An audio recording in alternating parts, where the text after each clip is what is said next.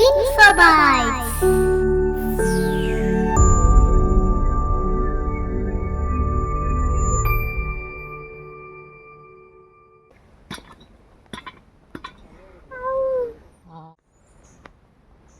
വയ്യാത്ത കുഞ്ഞ് കയ്യാല കയറാൻ പോകരുത്. ഞാൻ കയ്യാല കയറാൻ പോയില്ല, തേങ്ങയില പൊളിച്ചത്. വയ്യാത്ത കുഞ്ഞ് കയ്യാല കയറാൻ പോകരുതെന്ന് പറഞ്ഞാൽ നമുക്ക് ചെയ്യാൻ പറ്റുന്ന കാര്യങ്ങളെ നമ്മൾ ചെയ്യാൻ പാടുള്ളൂ. ഇതൊരു ശൈലിയാണ്, അല്ലാണ്ട് കയ്യാല കയറരുതെന്നല്ല ഉദ്ദേശിച്ചത്. ആണോ? മലയാള സാഹിത്യത്തിൽ ഇത്തരത്തിലുള്ള ശൈലികളും പഴഞ്ചൊല്ലുകളും ധാരാളമുണ്ട്.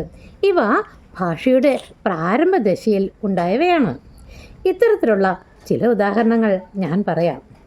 തന്നെത്താൻ അറിഞ്ഞില്ലെങ്കിൽ പിന്നെത്താൻ അറിയും, അറിയാത്ത പുള്ള ചൊറിയുമ്പോൾ അറിയും എന്നിങ്ങനെ.